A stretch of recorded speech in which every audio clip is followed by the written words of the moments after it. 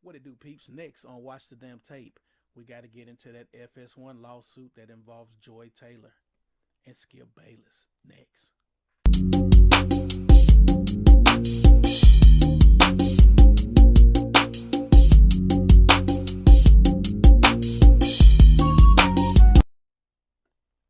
Man, I read this last night.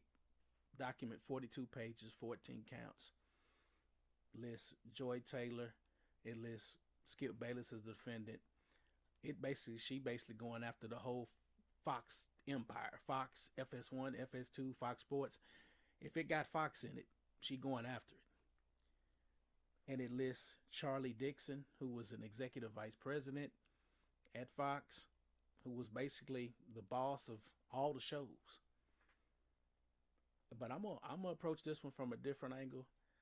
I'm just gonna go and let's talk about Skip first. This allegedly, we'll just say allegedly, if we'll say if this happened, this would explain a lot behind the scenes between Skip and Shannon. Because in this document, she basically is saying that, hey, Skip thought me and Shannon were screwing around. Skip wanted a little piece of it. She was like, "No, man, I'm not screwing him." "Oh, you are. Man, you can give me some too."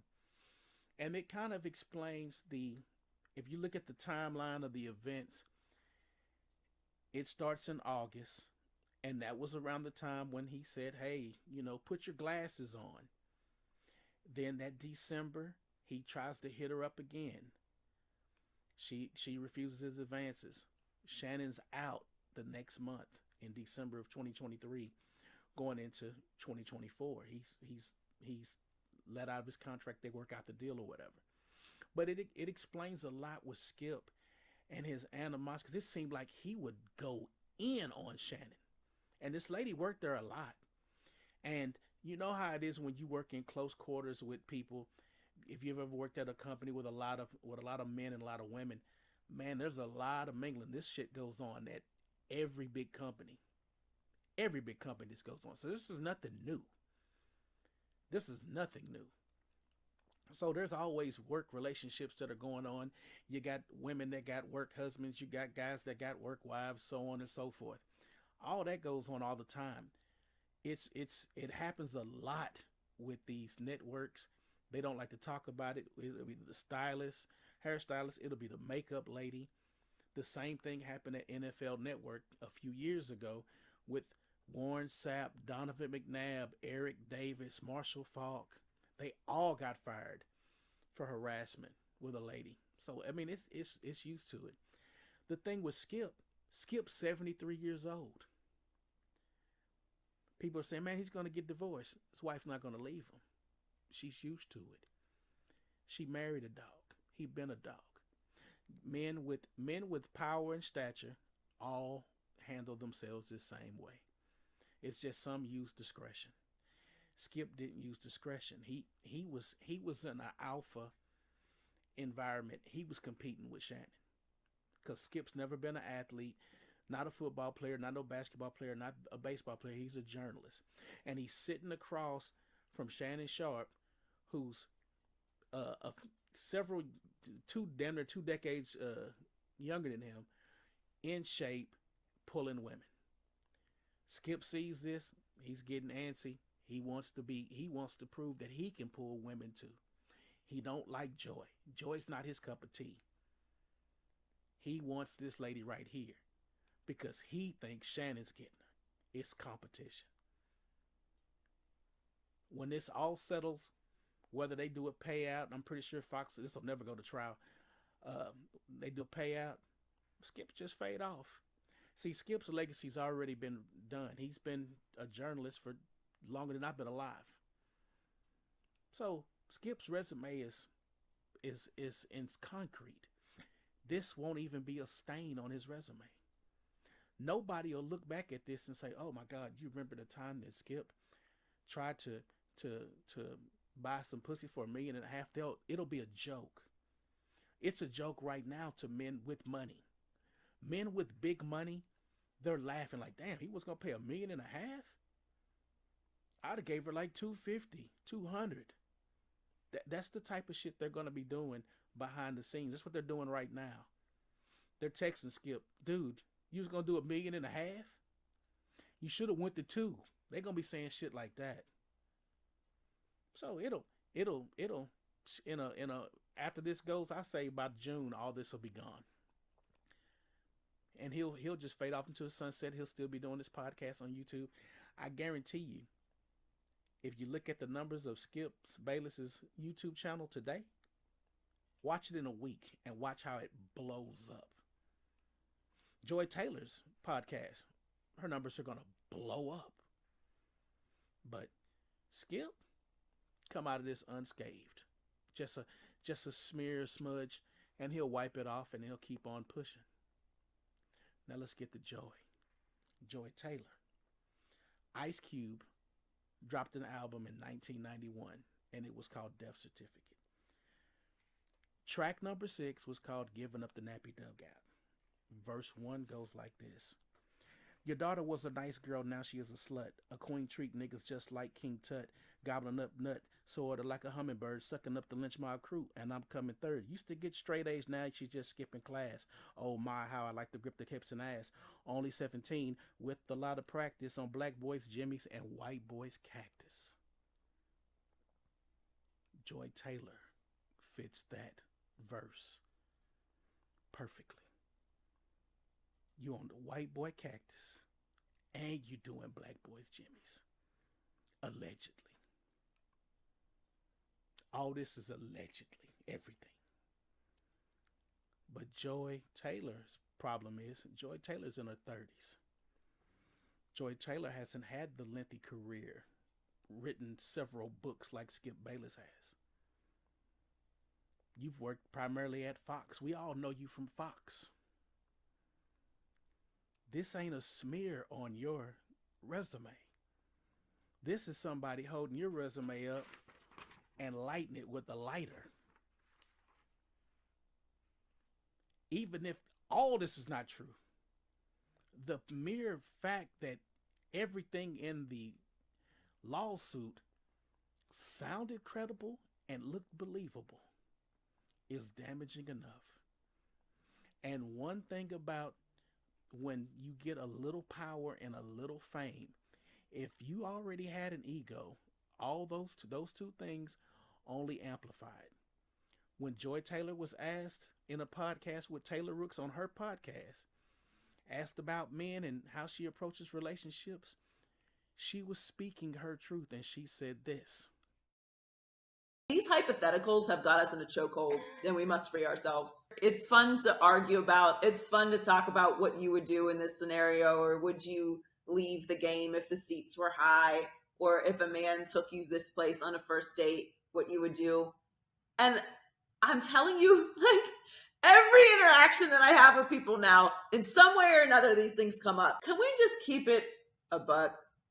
If they're fine enough, if they're funny enough, or if their financial status is what you want, fine, funny, fucking money, you're throwing all boundaries, standards, all that shit you talked on Instagram about how you would never, and this woman ain't because women this and men this, and you're moving forward with this person. Now, after hearing that, if he's funny enough, fine enough, financially, we're fucking. Everything, all standards are out the window. And this is a woman on the podcast who was talking about couldn't find a man. The reason why Joy Taylor can't find a man is because everybody in her vicinity knows she's a 304 and for the streets. That's the reason why.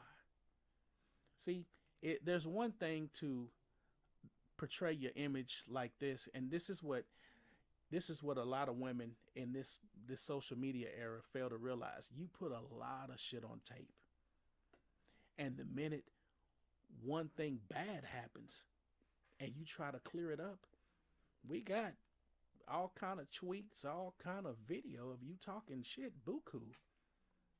Here's another one where she's trying to do all this black empowered sister shit.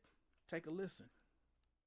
Wake up call, same time. How would I not know how hard it is to do the show I work on? You have to constantly reaffirm that you are good enough, that you belong there, and then always prove it. So I would just always say you gotta do twice the work to get half the opportunity. But that, to me, the mentality I've always had on it is that's just gonna make me better. So that's why I'm excellent. Because I had to be. I couldn't be average. I couldn't be okay. I couldn't be late. I couldn't complain. I couldn't say no. Now I do. Right. Fair use. Now, you see that, and she's playing the role like I'm a hardworking black woman that's made it in the industry and had to put in my dues. But this 42-page lawsuit says otherwise. It says that, man, you really get down for the get down. You do some strange for some change. And it doesn't help. Watch this clip with Magic Johnson. And this just came out about 2 weeks ago. And it didn't age well. Take a look. The three of you guys working, and Joy, you so beautiful in terms of inside out and smart. You really the point guard up here doing your thing. Beyond. But you've been doing it on all Valuable. the shows. Thank you. That's what I like. Thank Right. you. You know, even before this show, Right. just watching you just grow. And so, congratulations. Thank you. I appreciate Because that. a lot of women of color are sitting in this seat because of you. Thank you. Don't forget that. I don't. I take it very seriously. Before we What's happened to the rivalries? Now, Magic Johnson, if you read between the lines when Magic Johnson's talking, he kind of talking like hell. He wants some, or he done had some. It was really funny to watch that. I had to watch that twice. Like, man, Magic, you know something we don't know. But your resume, and then not to mention, you hitting Acho. So you hitting your white boss and your black coworker. It's what I have to deal with, people. Like, just, I'm over here focused on the show, and, you know, just, I don't know what exactly she's doing. listen, but... somebody has to look good around here. Okay? Slick, you see that shade she threw at you, bro? Because you wasn't talking to me. That was everyone. And allegedly, other executives. And if you look at the lawsuit, she basically told Miss Faraji, hey, I got the juice now. Shout out to the movie Juice. She thought she was Bishop. She had the juice. She got the pull. Untouchable. So being next to Mr. Dixon made her feel entitled to where she thought she had power. And she had pull. I could get stuff done. I could get this moved. If this lawsuit ever came to light and they called witnesses, this would destroy FS1, and then other people would get drug out of the mud or get drugged through the mud. And then there would be other people that would come out and say, hey, when I was at Fox, this happened. And then you'd start getting a big, the puzzle's this big right now. If this goes to trial, man, that puzzle will be about this big, and there'll be this person that you don't remember that got fired from Fox or just walked off or disappeared, or a former co-host of Acho's that disappeared mysteriously and just left under weird circumstances. Why did he go? Why did this lady go? So on and so. It'd be so many people coming out of the woodworks on this. It would crumble that network. And to be honest, I expect by June the lineup on Fox to be totally drastically changed. I don't expect Acho to be where he's at, and I don't expect Joy Taylor to be where she's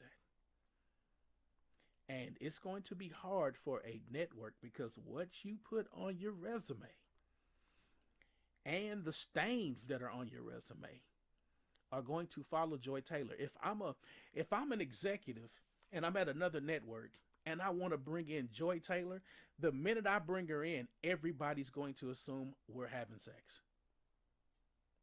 All the women that are there are going to be like, "Oh, did you get to where you were because you did the same thing, Joy?" It brings too much attention, too many eyes, too much drama. And that's what Joy Taylor has coming for her in the future. It's going to be a tough road for her to come back from this, and I doubt she ever will. She wasn't that talented to begin with. She doesn't offer anything to the shows. She's just a pair of breasts and a cute face. That's it. That's all she ever has been, eye candy for a certain demographic of people. Joy Taylor ain't everybody's cup of tea. But those two are going to make for an interesting week going into the first week of the playoffs. But I'd love to hear your thoughts on what you think was going on at Fox. Leave your comments below. Man, we could chop it up because this one's funny. This one is like Office Tales. This is, if you worked in a work center or whatever, this stuff goes on all the time. So this is pretty funny. But new subscribers, I appreciate you for joining. Old subscribers, thank you for continuing to push me to make this content. And until next time, peace.